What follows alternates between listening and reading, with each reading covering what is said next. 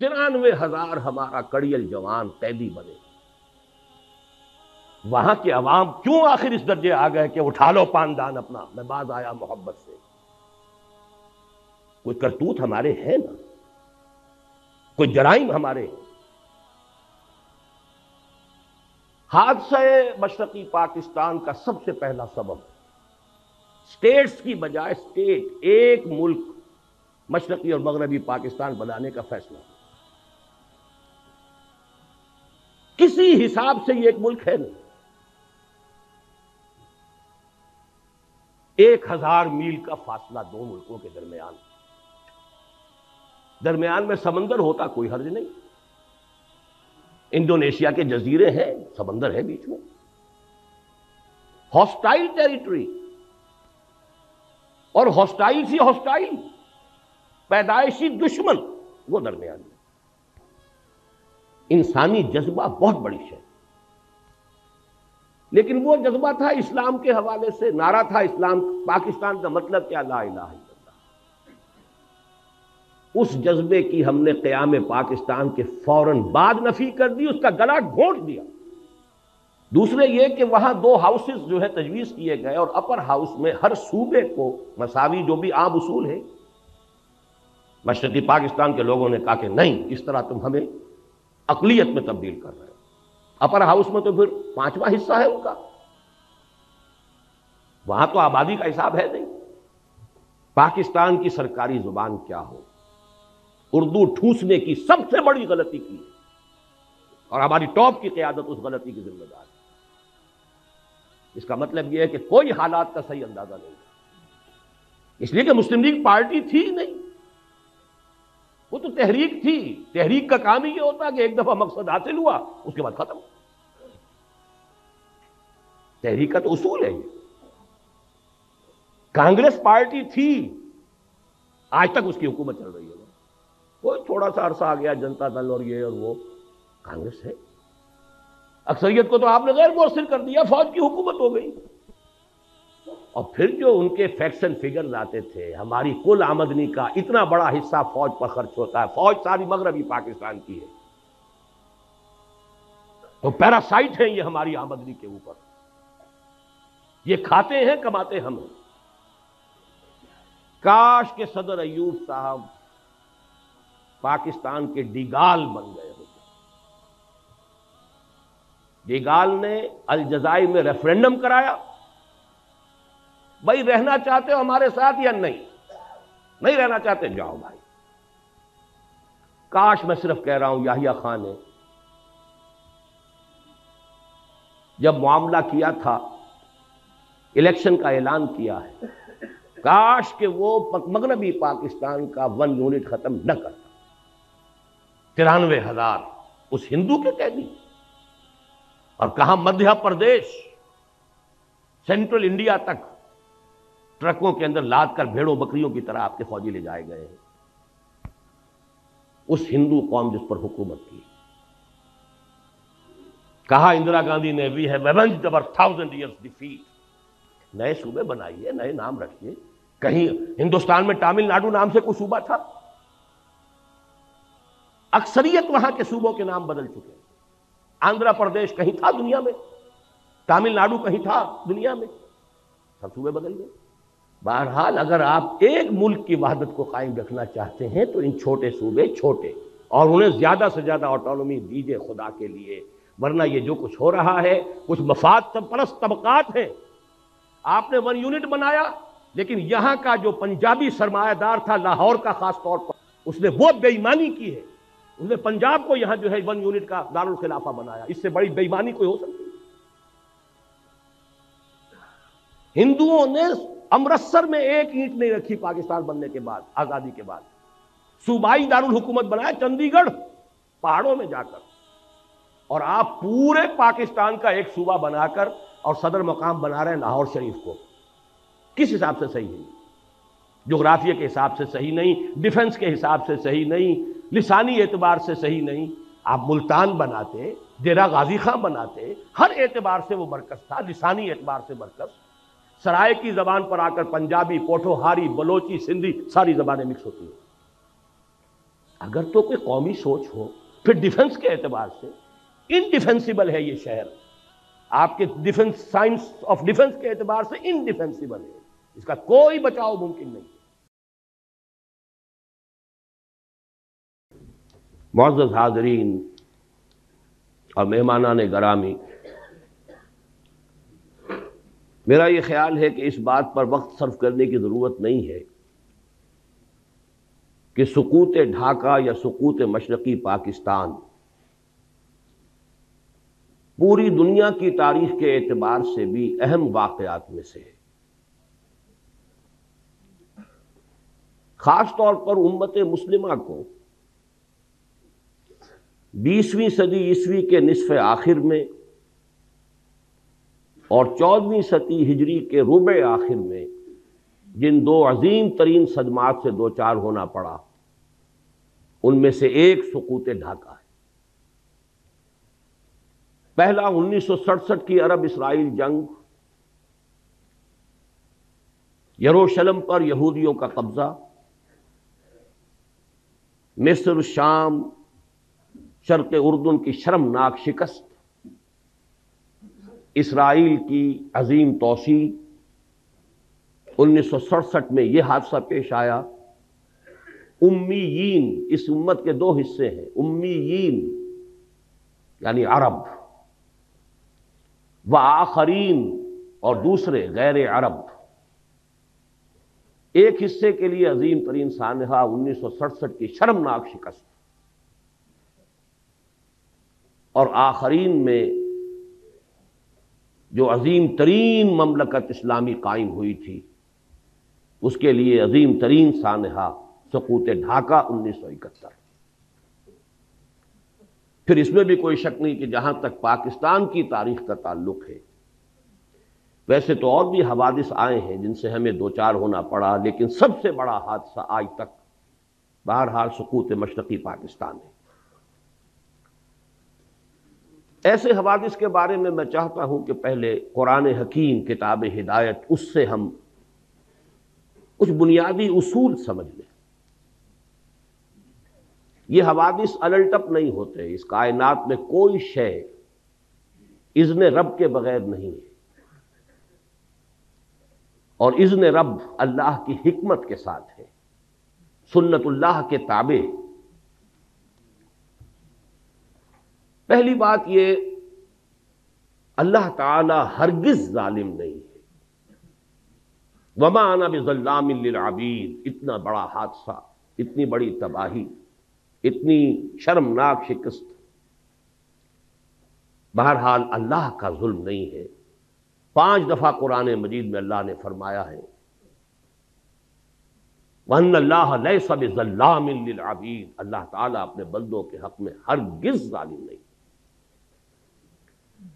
دوسری بات یہ کہ یہ حوادث تمام تر انسانوں کے اپنے کرتوتوں کا نتیجہ ہوتے۔ میں نے سورہ شورى کی آیت مبارکہ تلاوت کی ہے، وَمَا أَصَابَكُم مِّن مُّصِيبَةٍ فَبِمَا كَسَبَتْ أَيْدِيكُمْ، جو بھی مصیبت تم پر آئی ہے یا آتی ہے وہ تمہارے اپنے ہاتھوں کے کرتوتوں کے باعث۔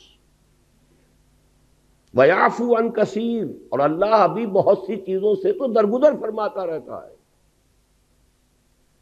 اگر ساری غلطیوں کی سزا دے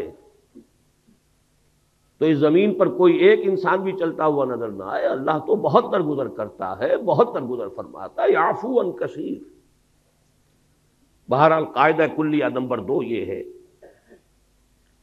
کہ یہ انسانوں کے اپنے کرتوتوں، ان کے اپنے اعمال کا نتیجہ ہے۔ تیسری بات بڑی اہم ہے، کسی بھی قوم پر اتنا بڑا سانحہ اور حادثہ فاجعہ صرف چند لوگوں کے کرتوتوں کے نتیجے میں نہیں آتا۔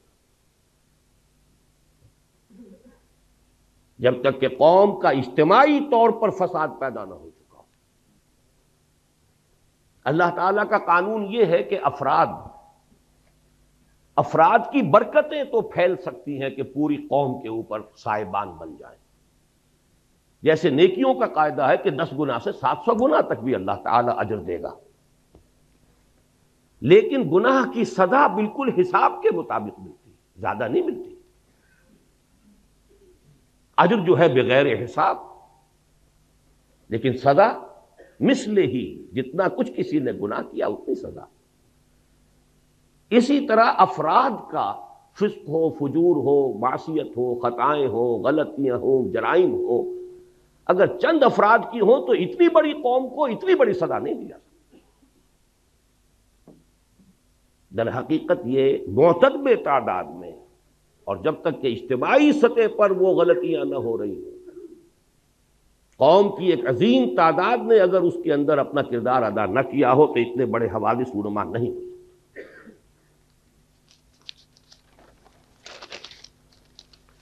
لیکن جب پھر سزا آتی ہے تو چوتھا قانون یہ ہے کہ پھر گیہوں کے ساتھ گھن بھی پستا ہے۔ وَاتَّقُوا فِتْنَةً لَا تُصِيبَنَّ الَّذِينَ ظَلَمُوا مِنْكُمْ خَاصَّةً، ڈرو اس عذاب سے، اس پکڑ سے، اس سزا سے۔ جب اجتماعی فساد ہو گیا تو جو لوگ فساد میں خود ملوث نہیں ہیں وہ بھی مجرم ہیں، انہوں نے روکا کیوں نہیں؟ لہذا پھر جب سزا آتی ہے تو پھر اس میں وہ چاہے وہ گناہ میں اور اس جرم میں شریک نہیں بھی تھے بالفعل، وَاتَّقُوا فِتْنَةً لَا تُصِيبَنَّ الَّذِينَ ظَلَمُوا مِنْكُمْ خَاصَّةً۔ پانچویں بات یہ کہ جہاں تک اس قسم کے حوادث کے آخری سٹیجز کا معاملہ ہے اس میں یقیناً کچھ افراد نمایاں ہو جاتے ہیں۔ والذی تولیٰ کبرہ، وہ شخص کے جس نے سب سے بڑا گناہ کما لیا، وہ بھی ہوں گے، لیکن بہرحال یہ نہ سمجھیے کہ یہ در حقیقت صرف چند افراد کی، چند لوگوں کی سازش کا نتیجہ ہے، اتنی بڑی سزا۔ اسی طریقے سے یہ بات بھی نوٹ کیجئے، اتنا بڑا 93,000 ہمارا کڑیل جوان قیدی بنے۔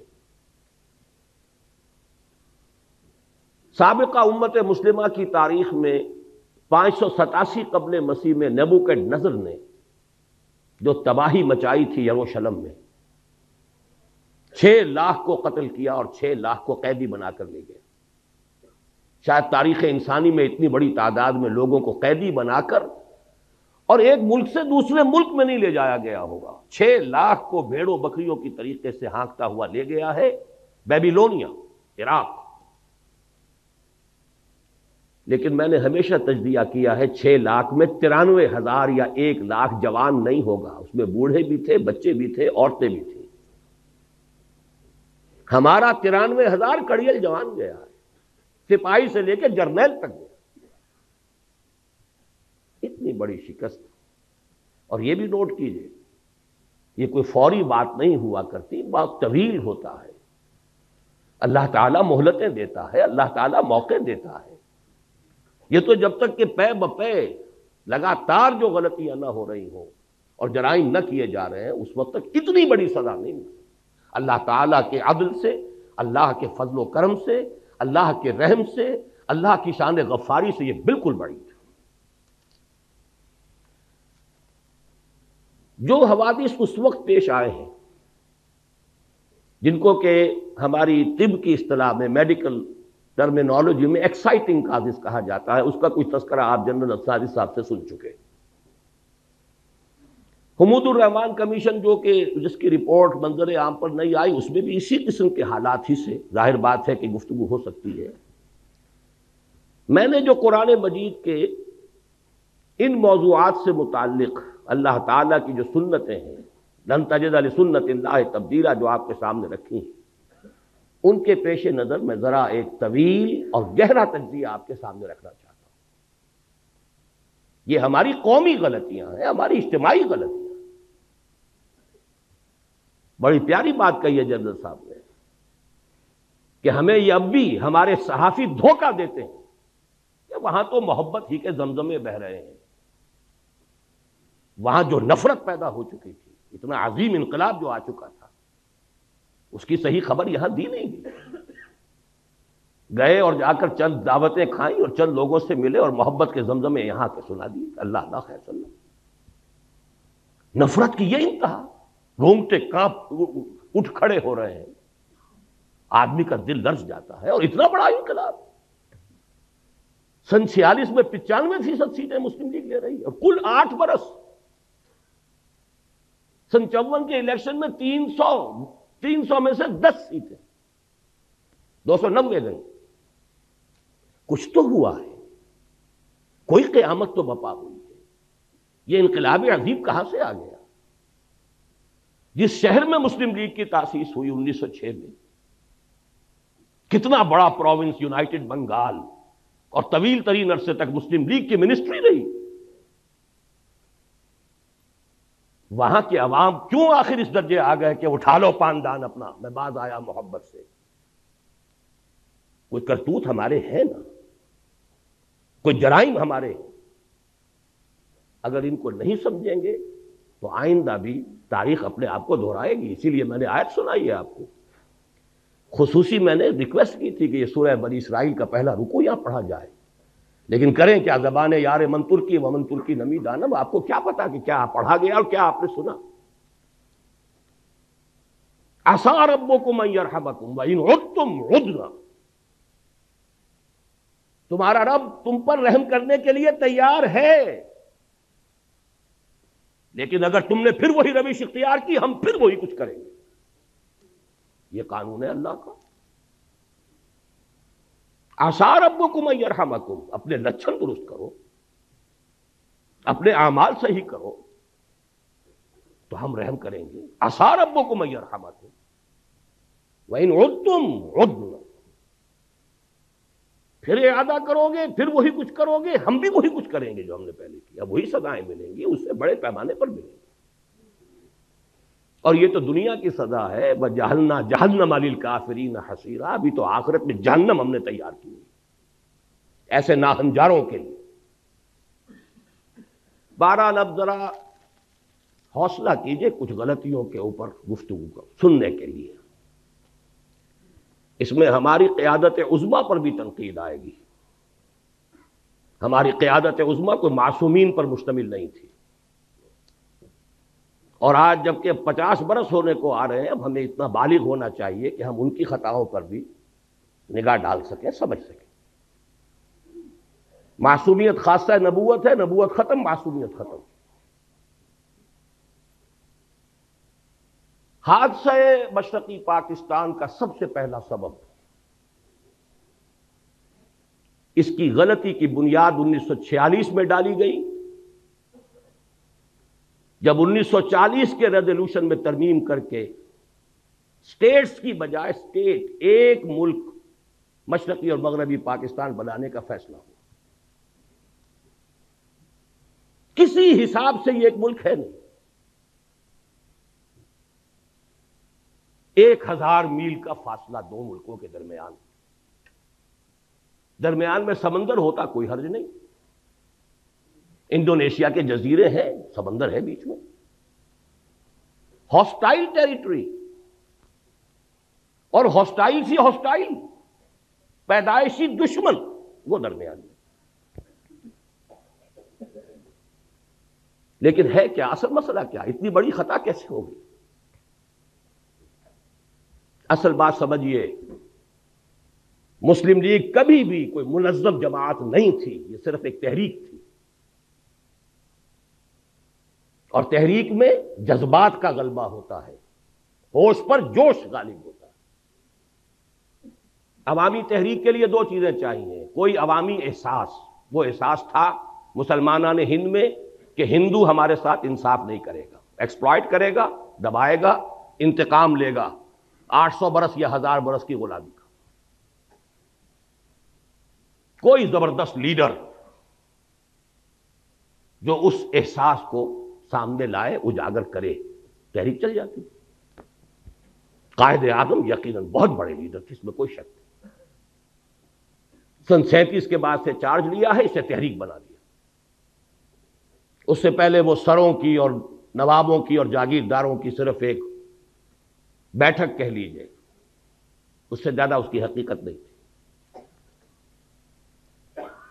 لیکن یہ جب کلائمیکس ہوا ہے اس مسلم لیگ تحریک کا اور تحریک پاکستان کا، جذبات کی رو میں بہ کر، اور جذبات بھی بنگالی مسلمان کی. ایک فضل الحق ہے کہ جنہوں نے مجبور کیا قائد اعظم کو اس قرارداد میں ترمیم کر کے ان کو دونوں کو ایک ملک بنانے کی.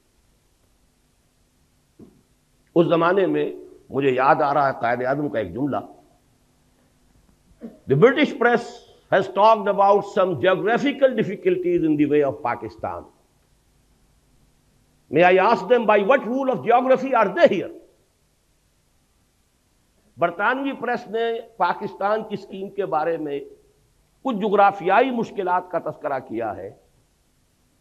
کیا میں ان سے پوچھ سکتا ہوں کہ جغرافیہ کے کس اصول کے تحت وہ ہندوستان میں ہے؟ جملہ بڑا پیارا ہے، جواب بڑا مسکت ہے، لیکن بہرحال اس سے حقائق تو نہیں بدل جاتے.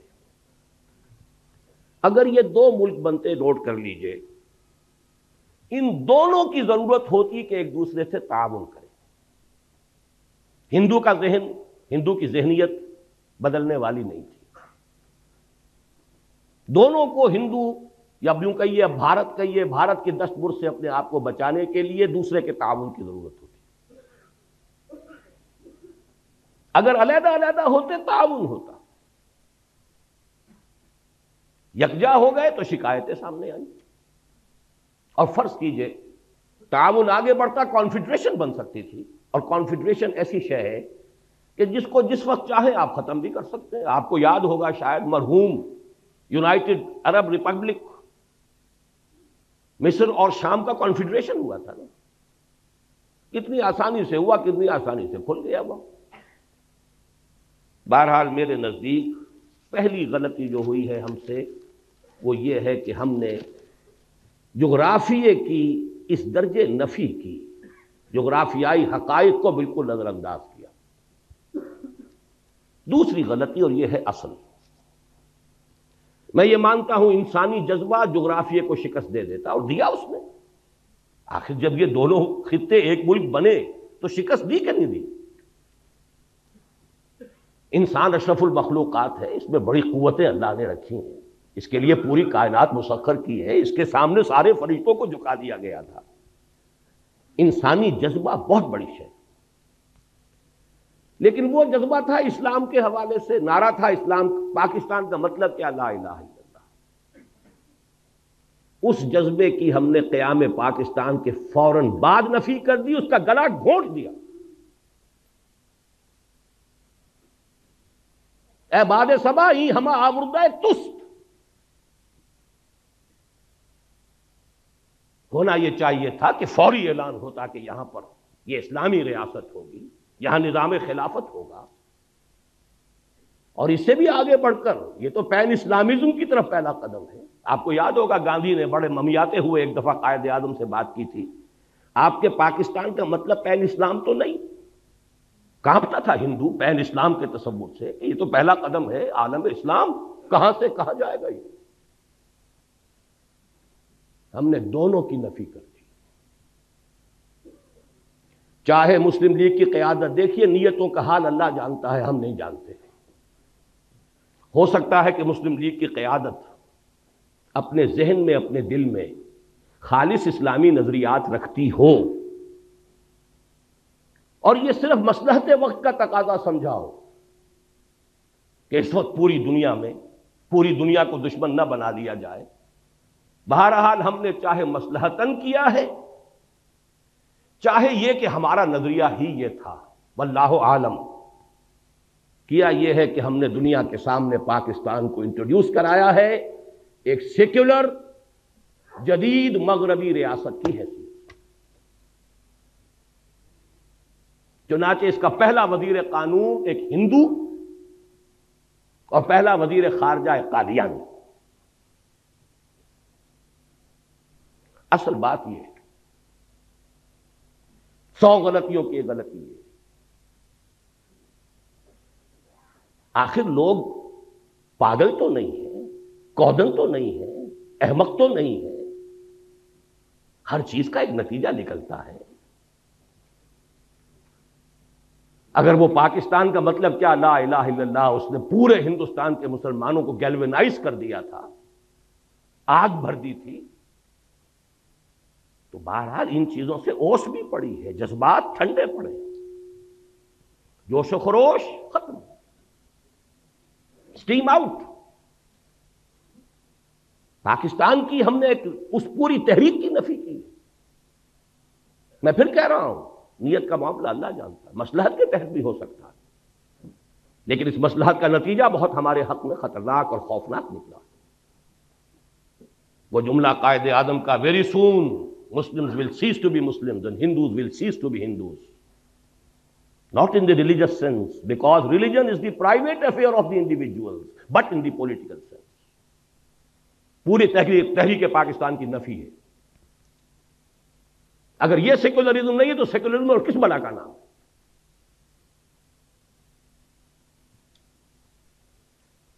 12 مارچ سن 1949 کو جا کر قرارداد مقاصد بڑے رد و قدا، بڑے ہی لیت و لال اور بڑے ہی بادل داخواستہ منظور ہوئی،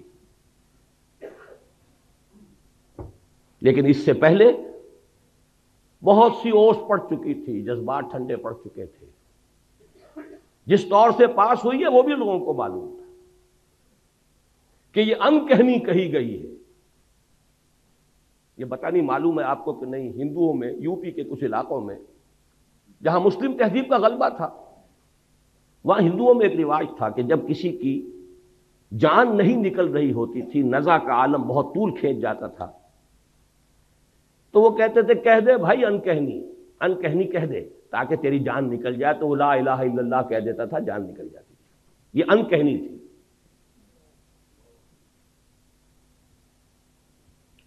لیکن اس کا جو دوسرا بہت بڑا نتیجہ نکلا، پہلی بات تو یہ ہے نتیجے کے اعتبار سے یہ بہت بڑا نتیجہ ہے، لیکن دوسرا کانسٹیٹیوشنل جو ہمارا مسئلہ ہے اس کے اعتبار سے جو عظیم نتیجہ اس کا برآمد ہوا، ویسٹرن ڈیموکریٹک نارمز، پرنسپلز، اصول کیا ہے؟ ان اصولوں پر پاکستان کے لیے کوئی دستور بنانا متحدہ پاکستان کے لیے ناممکن تھا۔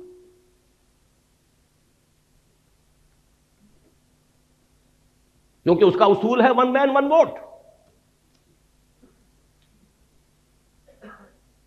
یہ تو اس کا وہ اصول ہے جس کو کسی شکل میں آپ کنٹروین نہیں کر سکتے۔ کس کو ڈس انفرنچائز کریں گے، کس کا حق جو ہے غصب کریں گے؟ اور حال یہاں یہ تھا کہ فار آل پریکٹیکل پرپزز مغربی پاکستان گویا کہ اصل پاکستان، رقبہ دیکھیے، ترقی کے امکانات دیکھیے، ذرائع و وسائل دیکھیے، اور عالم اسلام کے ساتھ مسلسل ہونا، متصل ہونا دیکھیے، تو اصل پاکستان، پرائمری پاکستان یہ بنتا ہے۔ مشرقی پاکستان تو ایک جزیرہ تھا، ادھر برما ہے، ادھر بھارت ہے، رقبہ محدود، آبادی بے انتہا، لیکن آبادی وہاں زیادہ یہاں کم۔ ایکویشن ہو کیا؟ نتیجہ یہ ہے کہ 12 مارچ سن 49 کو جب قرارداد مقاصد پاس ہوئی ہے تو ساتھ ہی ایک بیسک پرنسپلز کمیٹی بنا دی گئی کہ اب جو دستور ہمیں بنانا ہے اس ملک کا، اس کے بنیادی اصول کیا ہوں گے۔ اس کی پہلی رپورٹ آئی ہے ستمبر سن 50 میں، 1.5 سال بعد۔ اس میں چونکہ 2 ہاؤسز، اس پہ 2 اعتراضات ہوئے۔ ایک اعتراض تو یہ ہوا کہ اس میں اسلام کا اب سرے سے ذکر نہیں تھا، گویا کہ قرارداد مقاصد کی حیثیت تو ایسی تھی جیسے سینما کا افتتاح کرنے کے لیے تلاوت قرآن کرا دی جائے، باقی اصل دستور جو بننا تھا اس میں اسلام کا سرے سے کوئی تذکرہ نہیں۔ لہذا ایک تو اس کی وجہ سے وہ اوس پر اوس اور پڑ گئی کہ یہ قرارداد مقاصد پاس کر کے بھی نیت ان کی نہیں ہے اسلام کی طرف آنے کی۔ دوسرے یہ کہ وہاں 2 ہاؤسز جو ہے تجویز کیے گئے، اور اپر ہاؤس میں ہر صوبے کو مساوی، جو بھی عام اصول ہے، مشرقی پاکستان کے لوگوں نے کہا کہ نہیں، اس طرح تم ہمیں اقلیت میں تبدیل کر رہے ہو۔ اپر ہاؤس میں تو پھر 5واں حصہ ہے ان کا، وہاں تو آبادی کا حساب ہے نہیں، وہ ختم ہوئی۔ اس کے بعد دوبارہ پھر یہ جا کر دسمبر سن 52 میں بیسک پرنسپل کمیٹی رپورٹ پھر آئی، اس میں پیرٹی کی گئی، دونوں ہاؤسز کے اندر مشرقی پاکستان، مغربی پاکستان کے ممبر برابر ہوں گے، اور مغربی پاکستان میں پھر پروپورشنل تمام صوبوں میں آبادی کے پروپورشنل تقسیم ہو جائیں گی۔ مشرقی پاکستان کے لوگوں نے پھر کہا کہ ہماری حق تلفی ہے۔ اب اگر آپ چلنا چاہتے ہیں ویسٹرن ڈیموکریسی پر، یہ جو توق پڑ گیا ہمارے گلے میں ویسٹرن ڈیموکریسی کا، ایک طرف تو سارا جذبہ ختم، دین کی بات ختم، پوری تحریک کا صغرا کبرا ختم، اور دوسری طرف یہ توق جو ہے یہ جس کی وجہ سے کوئی دستور بن ہی نہیں سکتا۔ اور سب سے بڑا مسئلہ یہ تھا کہ اگر ون مین ون ووٹ ہو تو ترازو ہاتھ میں جاتی ہے ہندو کے۔ 1 کروڑ جو ہندو وہاں تھا، جو زیادہ بیدار، زیادہ منظم، زیادہ سرمایہ دار، زیادہ تعلیم یافتہ، وہ تو اسلامیات پڑھاتے تھے، اسکولوں اور کالجوں میں اسلامیات پڑھانے والے ہندو ٹیچر تھے، جیسے آج امریکہ میں اسلامیات پڑھانے والے بڑی یونیورسٹیوں میں یہودی ہیں، وہ میکگل ہو یا کوئی ہو، جا کر یہودیوں سے پڑھ کر آتے ہیں۔ ڈاکٹر فضل الرحمان صاحب بھی یہودیوں سے پڑھ کر آئے تھے۔ اسی طرح وہاں ہندو تھے، بیدار زیادہ، منظم زیادہ، تعلیم یافتہ زیادہ، سرمایہ دار زیادہ۔ تو گویا کہ اگر ون مین ون ووٹ ہو تو ساری ترازو اس کے ہاتھ میں، کاسٹنگ ووٹ اس کا ہے، ویٹو اس کا کہیے۔ یہ وجہ ہے کہ اس ملک کا کوئی دستور نہیں بن سکا۔ 26 برس گزرے ہیں کہ اس ملک کا کوئی دستور نہیں بنا۔ یہ خلا آخر نتیجے پیدا کرتا ہے کہ نہیں کرتا؟ مجھے یاد ہے جب میں یہاں میڈیکل کالج میں پڑھتا تھا، جمعیت طلبہ کا ناظم اعلیٰ تھا، عزم کے نام سے ایک ہفتے وار 15 روزہ ہمارا رسالہ نکلتا تھا۔ اس میں مستقل میں نے آخری صفحہ اس کا بڑے سائز پر نکلتا تھا، وہ آخری صفحے کا عنوان ہی یہ ہوتا تھا، خطوط اور مضامین: اس سوچ میں کلیاں زرد ہوئیں، اس فکر میں غنچے سوکھ گئے، آئین گلستاں کیا ہوگا، دستور بہاراں کیا ہوگا۔ یہ شعر موٹا: اس سوچ میں کلیاں زرد ہوئیں، اس فکر میں غنچے سوکھ گئے، آئین گلستاں کیا ہوگا، دستور بہاراں، دستوری بننے میں نہیں آ رہا۔ بہرحال ایک بات نوٹ کر لیجئے، جیسے جنرل صاحب نے فرمایا، دیکھیے باقی جو بھی ہم ہیں، سندھ، پنجاب، سرحد، بلوچستان، ہمارے اندر فرق و تفاوت اتنا نہیں ہے جتنا کہ مغربی پاکستان اور مشرقی پاکستان کے لوگوں میں تھا۔ وہاں تو سرے سے کوئی قدر مشترک سوائے مذہب کے ہے ہی نہیں۔ زبان لے لیجئے، لباس لے لیجئے، ایٹنگ ہیبٹس لے لیجئے، کلچر، جس شے کا بھی نام لے، یہاں کی عورتوں کا لباس اور وہاں کی عورتوں کا لباس، پٹھان اور بلوچی عورت تو یہ سمجھے گی، بنگالی عورت مسلمان عورت ہو کہ یہ تو ننگی ہے۔ اب وہاں تو اسلام کا رشتہ تھا، ہم نے اس کی نیگیشن کی، مغربی جمہوریت، اور ہم دوہرے ڈائلیما میں پھنس گئے۔ ایک تو گویا کہ اپنے نیچے سے جڑ بنیاد زمینی ہم نے کھسکا دی، اور نمبر 2 یہ جو ایک ہمارے لیے عقدہ لا ینحل ڈائلیما، دستور بنائے تو کیا بنائے۔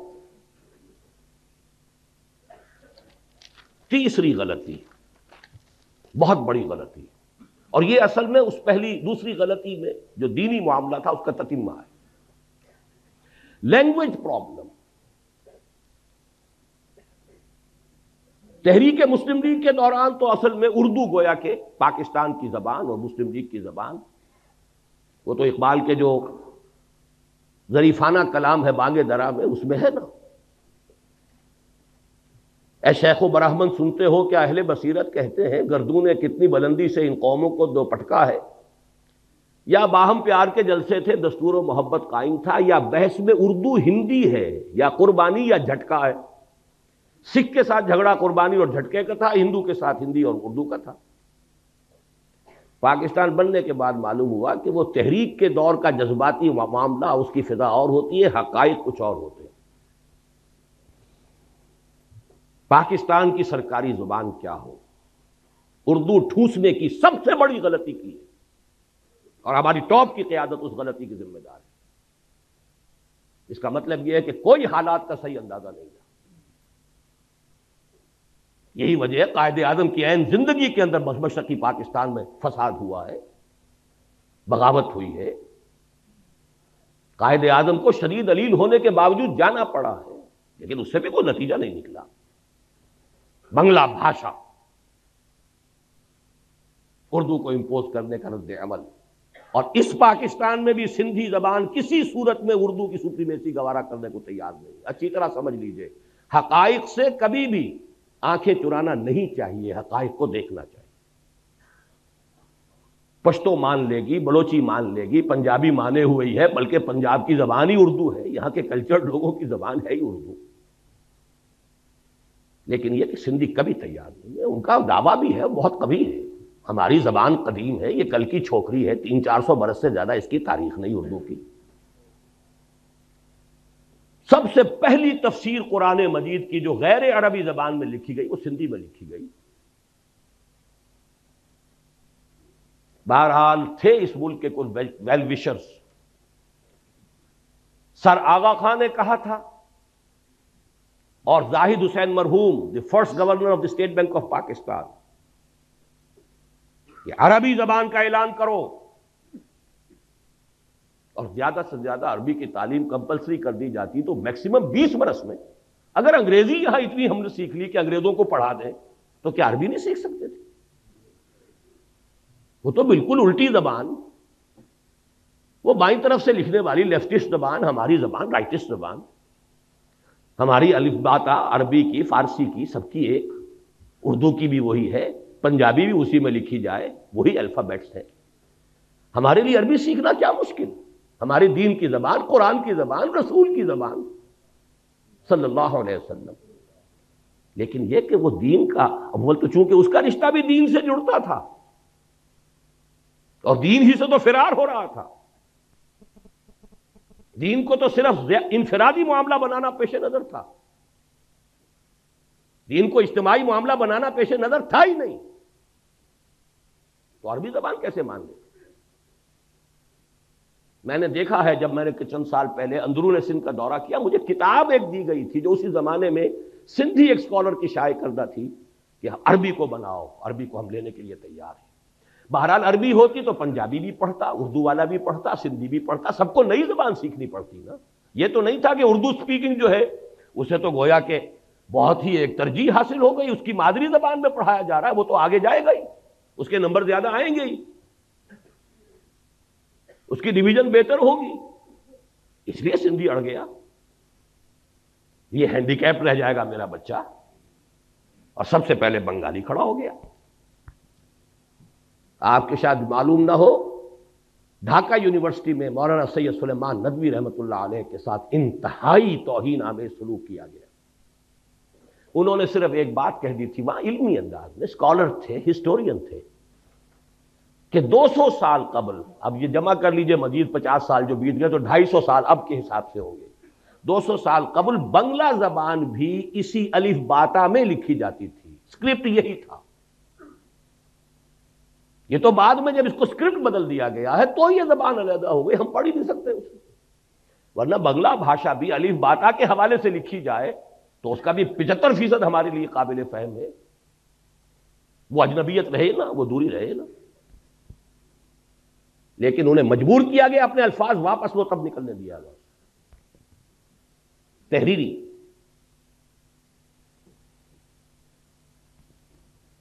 چوتھی بڑی غلطی، ان سب چیزوں کا نتیجہ اصل میں کیا نکلا؟ ڈس ایلیوژنمنٹ، ایک لفظ کافی۔ یہ کہاں کا اسلام تھا؟ یہ جا کدھر رہے ہیں؟ ملک بنا کیوں تھا؟ میں بھی مانتا ہوں جو کہا جنرل صاحب نے، ایوریج مغربی پاکستانی کے مقابلے میں ایوریج مشرقی پاکستانی زیادہ مذہبی آدمی،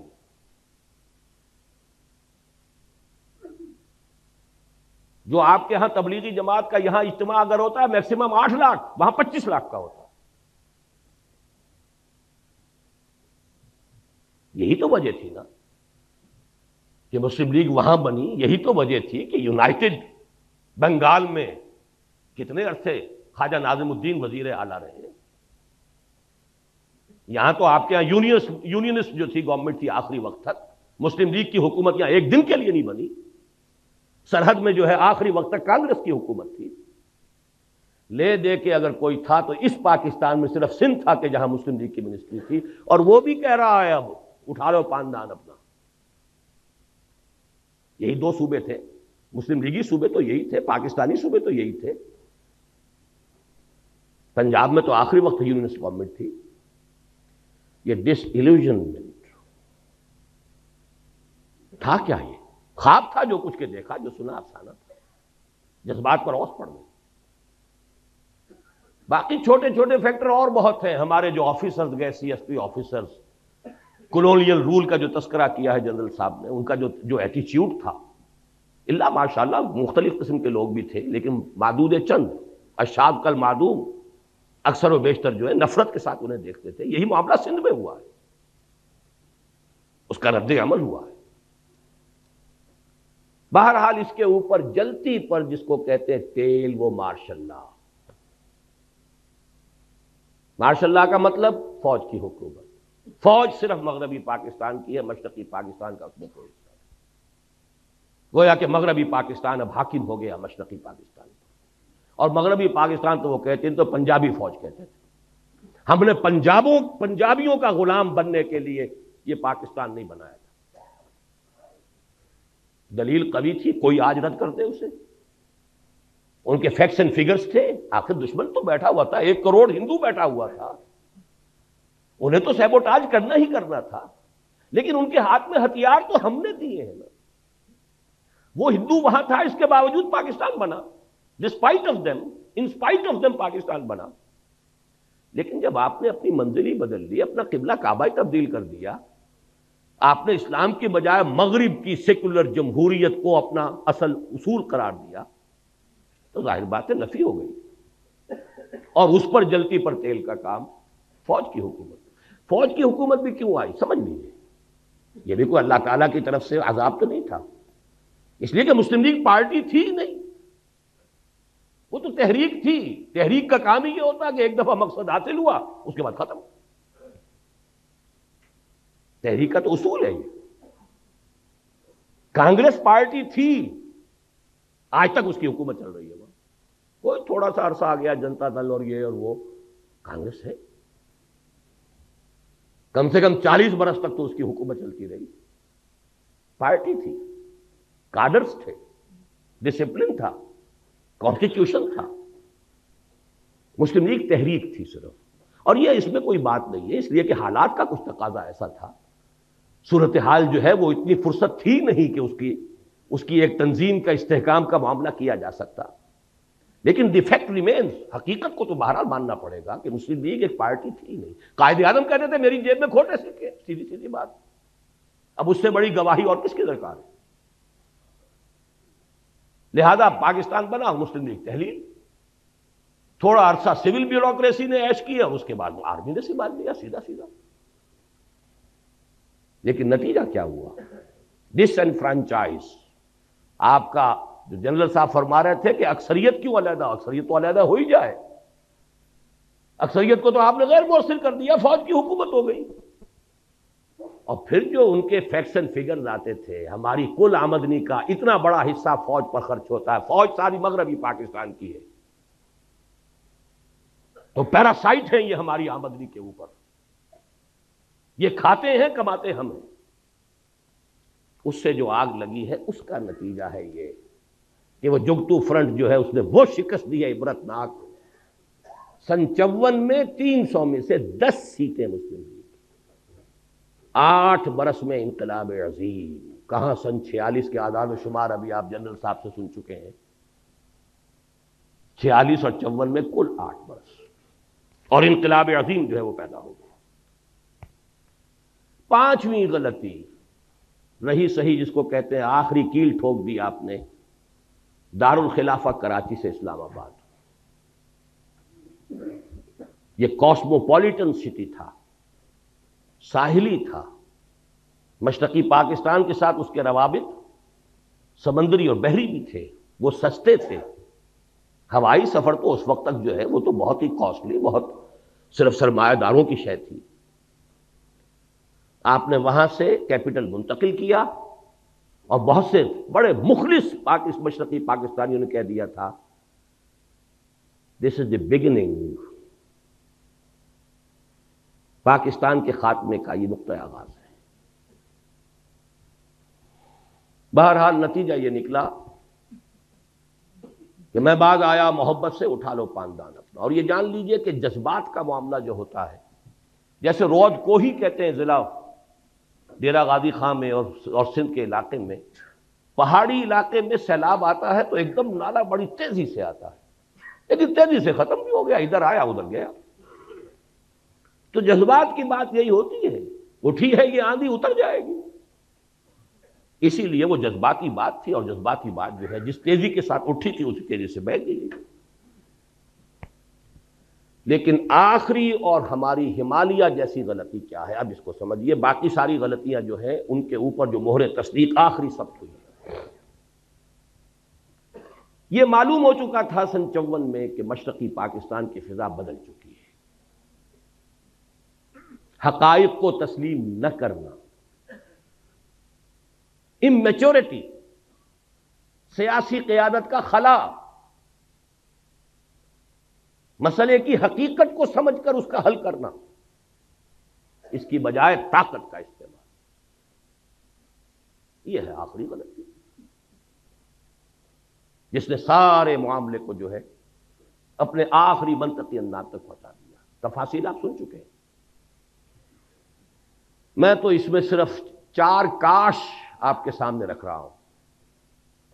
اگرچہ مجھے معلوم ہے حضور کی حدیث ہے، یہ لفظ ممنوع ہے، ان کلمۃ اللہ تفتح عمل الشیطان. جو ہوا ہے اذن رب سے ہوا ہے، لہذا یہ کہنا کاش یوں ہو جاتا یہ مناسب نہیں. لیکن یہ کہ انسان ہے، اس کی طبیعت ہے، اس کی سوچ کا انداز ہے، اپنے خیالات کی تعبیر کا ایک انداز ہے. کاش کہ صدر ایوب صاحب پاکستان کے ڈیگال بن گئے ہوتے. ڈیگال نے الجزائر میں ریفرنڈم کرایا، بھائی رہنا چاہتے ہو ہمارے ساتھ یا نہیں رہنا چاہتے جاؤ بھائی. کتنے عرصے تک جنگ کرتے رہے، کتنے فرانسیسی مارے گئے، ادھر سے الجزائری جو ہے وہ اپنی جانیں دے رہے ہیں، اور مسلسل جنگ کی وجہ سے فرانس کی ترقی رکی ہوئی ہے. فرانس آگے نہیں چل پا رہا، سارے وسائل اس میں کھپ رہے ہیں. اسے اپنے بہترین دوستوں کو جیل میں ڈالنا پڑا. اور آپ کو یاد ہے یہ 3 بڑے ٹال اس وقت کے ملٹری لیڈرز تھے دنیا کے اندر، ڈی گال، پھر صدر ناصر، پھر صدر ایوب. قداور ہونے میں کم نہیں تھا ڈی گال سے یا اور صدر ناصر سے، لیکن فہم اور سمجھ. کاش کے ڈیگال والا معاملہ کرتا. میں نے 1969 میں مضمون لکھا تھا میثاق کے اندر کہ ہم مشرقی پاکستان کے لوگوں کو جبراً اپنے ساتھ ہرگز نہیں رکھ سکتے، خدا کے لیے ان سے ریفرنڈم کرائیے. وہ پاکستان کے ساتھ رہنا چاہتے ہیں یا نہیں، اور رہنا چاہتے ہیں تو کن شرائط پر رہنا چاہتے ہیں، ان سے پوچھیے، استصواب کیجیے.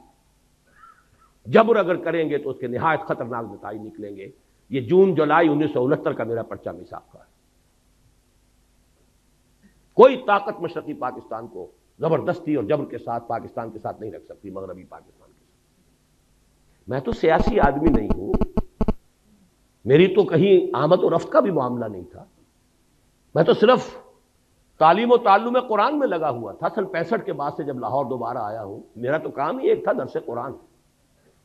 لیکن حالات تو ہے سامنے. وہ مرد درویش تھا کبھی دہلی کے اندر ایک چھوٹی سی کٹیا کے اندر بیٹھا ہوا، شاہ ولی اللہ دہلوی، صرف کتابیں لکھ رہا ہے اور کچھ نہیں کر رہا. لیکن ہندوستان کی نگاہ پورے حالات پر نگاہ ایسی ہے کہ اندازہ کر لیا تھا ہندوستان میں کوئی مسلمان حاکم، حکمران، نواب اس پوزیشن میں نہیں ہے کہ مرہٹوں کی اٹھتی ہوئی طاقت کا مقابلہ کر سکے. لہذا خط لکھا ہے احمد شاہ ابدالی کو، خدا کے لیے تم آؤ، ورنہ یہ کہ اس بر عظیم پاک و ہند سے، اس بر عظیم ہند سے اسلام اور مسلمانوں کا خاتمہ ہو جائے. تو حقائق کو دیکھنا اور بات ہے. ٹھیک ہے آپ میدان میں نہیں ہیں، سیاست میں نہیں ہیں. میں 1969 کا اپنا جو ہے اداریہ میثاق کا آپ کو دکھا سکتا ہوں. اور اس کا بھی امکان ہے اگر آپ کسی کو آپشن دے دیتے ہیں اور ان سے پوچھیں کہ آپ کس بنیاد پر، کس شرائط پر رہنا چاہتے ہیں، تو اس کا امکان ہے کہ وہاں پر پاکستان ہی کے حق میں فیصلہ ہوگا. لیکن آپ نے تو آپشن دیا ہی نہیں. اور اگر نہ بھی ہوتا تو ٹھیک ہے، ٹیبل پر بیٹھ کر معاملہ طے کر لو بھائی، سیپریشن ہو جائے. سب سے مقدس رشتہ میاں اور بیوی کا ہے، اس میں بھی سیپریشن ہے. چاہے ابغض الحلال ہے، حلال میں سب سے زیادہ، حرام میں ابغض الحرام، حرام میں سب سے زیادہ ناپسندیدہ شے، لیکن ہے، جائز ہے. تو سیپریشن میں کوئی حرج نہیں تھا. وہ رد عمل تو نہ ہوتا کہ انہوں نے مشرقی پاکستان کا لیبل اتار کر اور پھینکا خلیج بنگال میں، اٹھا لو پاندان اپنا، ہمیں نہیں چاہیے پاکستان. آپ نے کبھی غور کیا دنیا میں کتنے عرصے تک دو جرمنی رہے، کسی جرمنی نے اپنا نام نہیں بدلا؟ مشرقی جرمنی، مغربی جرمنی. دو کوریا آج بھی ہے، کوئی سا کوریا چھوڑنے کو تیار ہوگا نام اپنا؟ کوئی ویتنام چھوڑ دے گا اپنا نام؟ کسی نے چھوڑا؟ کوئی یمن چھوڑ دے گا؟ اور انہوں نے اٹھا کر پہلا دن،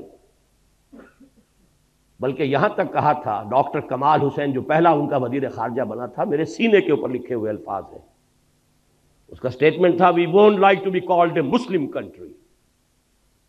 آپ نے اسلام کو چھوڑا، انہوں نے کہا کہ ہم مسلم بھی نہیں رہنا چاہتے. رد عمل کی یہ انتہا ہوتی. آپ نے اسلام کے نام پر جمع کیا تھا ہمیں، احیاء اسلام کے خواب ہمیں دکھائے گئے تھے، پین اسلامزم کے خواب دکھائے گئے تھے. کیا کیا ہے آپ نے؟ تو تم نے اسلام کو چھوڑا، ہم مسلم کا نام بھی چھوڑ. We want like to be called a Muslim country.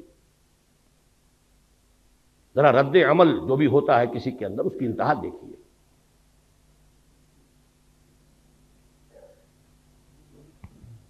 دوسرا کاش کیا ہے؟ کاش کہ نام نہاد ہمارے ہاں کے جمہوریت نواز، مغربی جمہوریت کے، اور وہ صرف دولتانہ کے قبیل کے لوگ نہیں، تمام مذہبی جماعتیں بھی، انہوں نے اسی مغربی جمہوریت کے نام پر مجبور کر کے ایوب خان سے اگرتلہ کیس ختم کروایا. کاش کہ وہ یہ حرکت نہ کرے. کاش ہی کہہ سکتا ہوں، اور کیا کہہ سکتا ہوں. کیا امامان سیاست، کیا کلیسا کے شیوخ، سب کو دیوانہ بنا سکتی ہے میری ایک ہو. یہ ابلیس کا چکر کہ ہم نے خود شاہی کو پہنایا ہے جمہوری لباس، جب ذرا آدم ہوا ہے خود شناس و خود نگر. اور اس شیطان اور ابلیس کی ہو میں ہماری سب مذہبی جماعتیں جمہوریت جمہوریت جمہوریت، اور اس جمہوریت کا اتنا شور. اگرتلہ سازش کیس ختم، مجیب ہیرو بن کر نکلا. کاش کہ ایسا نہ ہوا. کاش، تیسرا کاش حالات جتنے بھی بگڑے تھے، جتنی بھی خرابی تھی، جو بھی صورت ہوئی ہے، بھٹو کا اس میں رول، مجیب کا رول، یہ شخصیتیں پھر کاؤنٹ کرتی ہیں، اس میں کوئی شک نہیں. وہ تو یہ ہے کہ حمود الرحمان کمیشن، اس کی رپورٹ سامنے آئے تو پتہ چلے کس کا کیا رول ہے. کاش، میں صرف کہہ رہا ہوں، یحییٰ خان نے جب معاملہ کیا تھا، الیکشن کا اعلان کیا ہے، کاش کہ وہ مغربی پاکستان کا 1 یونٹ ختم نہ کرتا.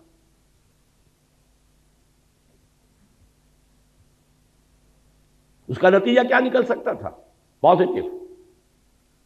اگر یہ ایک ہوتا یونٹ اور وہ بھی ایک یونٹ، تو اگر 6 نکات پر بھی معاملہ طے ہو جاتا مجیب الرحمان سے، تو قطعاً گھاٹے کا سودا نہیں تھا،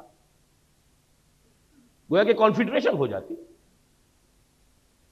لیکن وہ 6 نکات جب یہاں کے پروونسز کے اوپر آپ ڈالتے تو اس کا مطلب ہے یہاں 4 ریاستیں وجود میں آتی.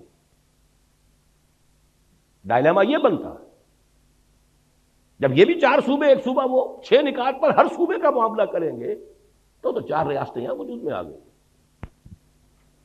ورنہ 2 ریاستیں رہ گئی ہوتی.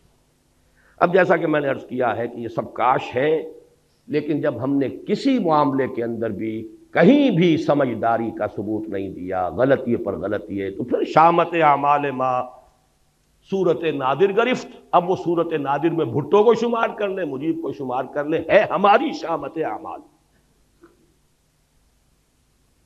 یہ بونے سے لوگ، یہ کردار جو ہوتے ہیں بہت اہم نظر آتے ہیں، ان کی حقیقت وہ نہیں ہوتی اصل معاملات کے اندر. اصل معاملات تو چلے آ رہے ہیں کہاں سے کہاں تک. اے باد سبا ہی ہم آوردہ تست. لیکن یہ ساری باتیں جو میں نے عرض کی ہیں یہ بھی کچھ عقلی، منطقی، سیاسی، دستوری 100 باتوں کی ایک بات اگر میں آپ سے عرض کروں، قرآن کی تشخیص کیا ہے، کیا ہوا ہمارے ساتھ؟ قرآن مجید کی تشخیص یہ ہے، پس پردہ جو حقیقی سبب ہے، اللہ سے بد عہدی کی سزا ہے جو ملی ہے، اور اس کا دوسرا کوڑا اس سے شدید تر پڑے گا، لا محالہ پڑے گا، لازماً پڑے گا، اگر ہم نے رجوع نہ کیا اور توبہ نہ کی. سورہ توبہ کی 3 آیتیں 75، 76، 77 ایک قانون ہے اللہ کا. منافقین کے بارے میں فرمایا وَمِنْهُمْ مَنْ عَاهَدَ اللَّهُ، ان میں سے کچھ لوگ وہ بھی ہیں جنہوں نے اللہ سے ایک عہد کیا. لَئِنْ آتَانَا مِنْ فَضْلِهِ، اگر اللہ ہمیں اپنے فضل سے نواز دے گا، غنی کر دے گا، دولت مند بنا دے گا، لَنَصَّدَّقَنَّ وَلَنَكُونَنَّ مِنَ الصَّالِحِينَ، خوب صدقہ خیرات کریں گے، صالح بن جائیں گے، نیک بن جائیں گے. فَلَمَّا آتَاهُم مِّن فَضْلِهِ، پھر جب اللہ نے نواز دیا اپنے فضل سے، غنی کر دیا، دولت مند بنا دیا، بخلوا بہ، اب بخل کیا، وتولوا، پیٹھ موڑ لی، وہم معرضون، اعراض کیا، بھول گئے کیا وعدے کیے تھے. کأن لم یدعونا، ایسا ہو گئے جیسے کہ ہمیں کبھی پکارا ہی نہیں تھا. وہ دعائیں گڑ گڑا کر،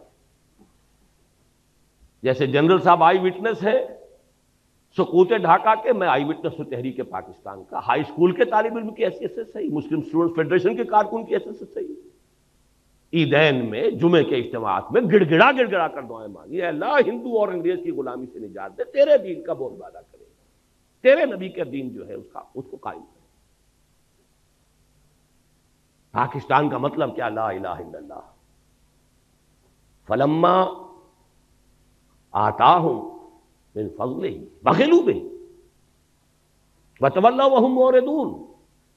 اس کی سزا جو آخرت میں ملنی ہے وہ تو ملنی ہے، دنیا میں جو سزا اللہ نے دی، فعاقبہم، عاقبہ عقوبت سے بنا ہے، سزا، فعاقبہم نفاقا فی قلوبہم، اللہ نے سزا کے طور پر ان کے دلوں میں نفاق پیدا کر دیا. یہ ہے قانون اللہ کا جو ہم پر 100% لاگو ہوا. بدعہدی کی اللہ سے، خلاف ورزی کی اس معاہدے کی، نفاق، اور نفاق کی 2 شکلیں ہیں جو آج پاکستانی معاشرے کا ہال مارک جسے کہتے ہیں، ٹریڈ مارک کہہ لیجئے، نمایاں ترین. ایک وہ جسے نفاق عملی کہتے ہیں، اذا حدث کذب واذا اؤتمن خان واذا وعد اخلف واذا خاصم فجر. 4 چیزیں ہیں. حضور نے فرمایا 4 اوصاف ایسے ہیں کہ جس میں چاروں ہیں کٹر منافق ہے، پکا منافق ہے، ٹھیٹھ منافق ہے، 100% منافق ہے. ایک ہے تو اسی نسبت سے نفاق ہے جب تک کہ اس سے وہ باز نہیں آتا. وہ 4 چیزیں کیا ہیں؟ بولے تو جھوٹ بولے، وعدہ کرے تو خلاف ورزی کرے، امین بنایا جائے تو خیانت کرے، اور اگر کہیں کوئی جھگڑا ہو جائے تو فوراً آپے سے باہر، اشتعال، تو تکار، گالم گلوچ اور مار دھاڑ. آپ دیکھ لیجئے اپنے معاشرے میں یہ 4 چیزیں. برا نہ بنائیے، جو جتنا بڑا ہے آپ کے ہاں اتنا ہی بڑا جھوٹا ہے، اتنا ہی بڑا خائن ہے، اتنا ہی بڑا وعدہ خلاف ہے. یہ ہمارے معاشرے کا جو جتنا ہے. اور دوسرا نفاق ہوتا ہے نفاق باہمی، قوم قومیتوں میں تقسیم ہو گئی، فرقے واریت ہے، طبقاتیت ہے، لسانیت ہے، صوبائیت ہے. نفاق باہمی اور نفاق عملی، کردار کا دیوالا نکل گیا، اتحاد ختم ہوا. لیکن ہم نے اس جیسا کہ کوئی ضرورت نہیں تفصیل میں جانے کی، ہم نے اس عذاب ادنا سے کوئی سبق حاصل نہیں کیا ہے۔ یہ سورہ سجدہ کی آیت کی طرف اشارہ کر رہا ہوں، آیت نمبر 21، اس کی ہم وزن آیت جنرل صاحب نے پڑھی تھی، سورہ روم کی آیت نمبر 41، ظہر الفساد فی البر والبحر بما کسبت ایدی الناس لیذیقہم بعض الذی عملوا لعلہم یرجعون۔ پاکستانی معاشرے کے اوپر یہ آیت 100% چسپاں ہے۔ بر و بحر کے اندر فساد رونما ہو چکا ہے، غالب ہو چکا ہے، بسبب لوگوں کے ہاتھوں کے کرتوتوں کے، تاکہ اللہ انہیں اپنے کچھ کرتوتوں کا مزہ چکھائے، سب کا نہیں۔ وَيَعْفُو عَنْ كَثِيرٍ، بہت سی چیزوں سے تو درگزر بھی کرتا ہے، کچھ تھوڑا سا اللہ تعالیٰ مزہ چکھاتا ہے عذاب کا، لعلہم یرجعون، شاید کہ لوٹ آئیں، بعد آ جائیں، ہوش میں آ جائیں۔ یہی مضمون سورہ سجدہ میں آیا۔ سورہ سجدہ کی آیتیں 30 ہیں، وہاں اس کا نمبر 21 ہے، اس کی آیتیں 60 ہیں، وہاں اس کا نمبر 41 ہے، کورسپونڈنگ۔ وَلَنُذِيقَنَّهُم مِّنَ الْعَذَابِ الْأَدْنَىٰ دُونَ الْعَذَابِ الْأَكْبَرِ لَعَلَّهُمْ يَرْجِعُونَ۔ ہم انہیں بڑے عذاب سے پہلے چھوٹے عذاب کا مزہ چکھائیں گے، شاید کہ لوٹ آئیں۔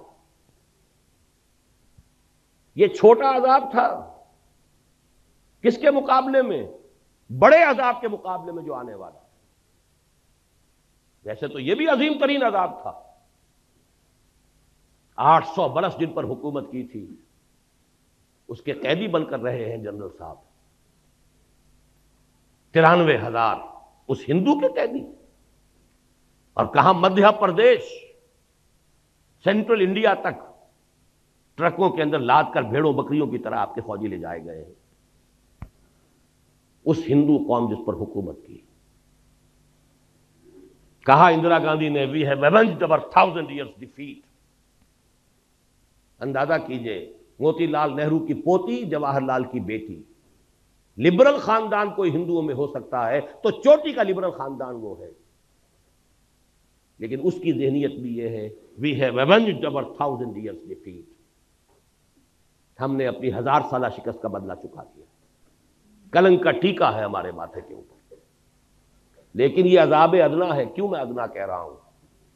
غنیمت سمجھیے ابھی یہ پاکستان باقی ہے، اور بہت بڑی مملکت ہے، وہ بھی ہے، ایک مسلمان ملک ہے۔ شاید آپ نے کل کے اخبار میں پڑھا ہو، 10,000 وہاں پر افراد، وہی جہاں پر کہ سب سے زیادہ آپ نے جو ابھی تجربات سنے ہیں جنرل صاحب کے، وہی چوٹوگرام، چٹاگانگ، وہاں سے 10,000 مسلمان چلے مارچ کرتے ہوئے ڈھاکہ کی طرف کہ شریعت نافذ کرو۔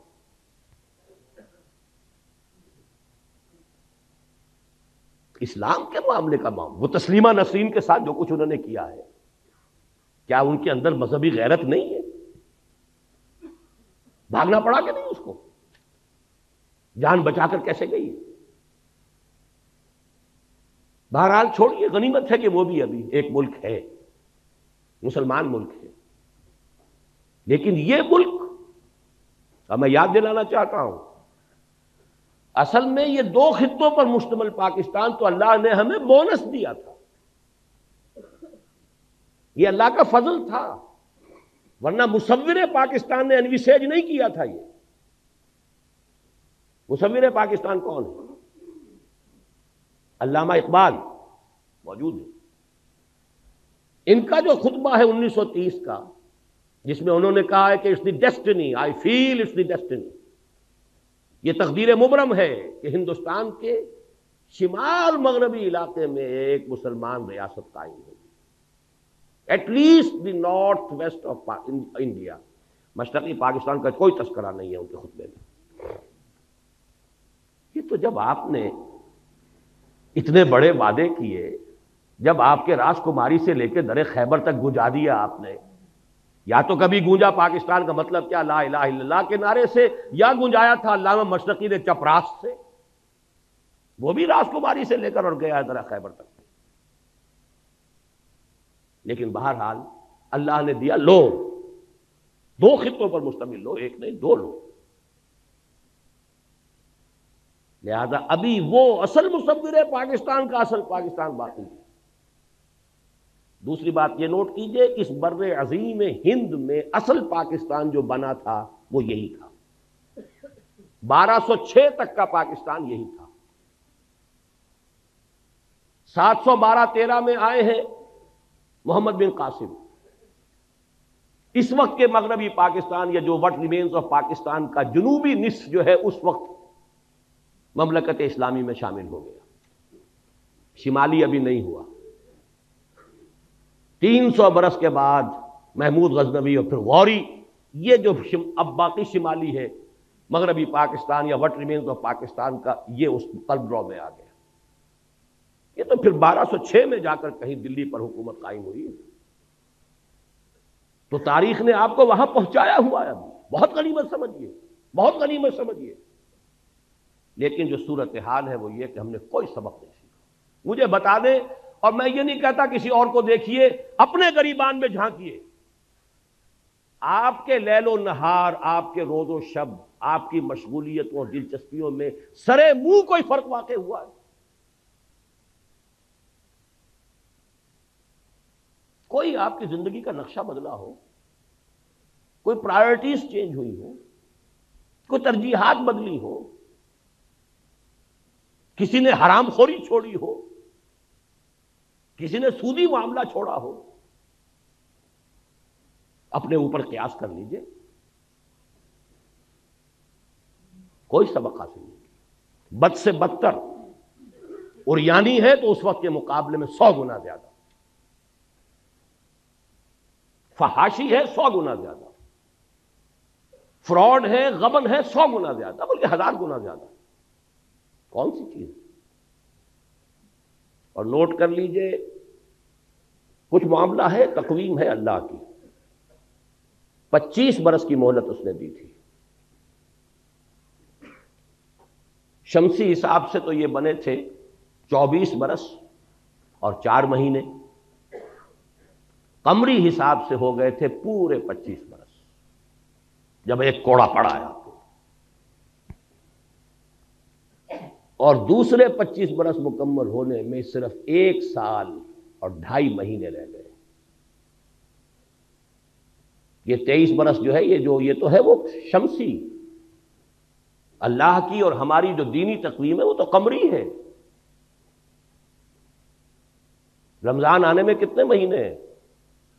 اور 27ویں، 2 بھی کہاں رہ گئے اب، 27ویں رمضان کو 49 برس مکمل ہو جائیں گے، پھر 1 سال اور۔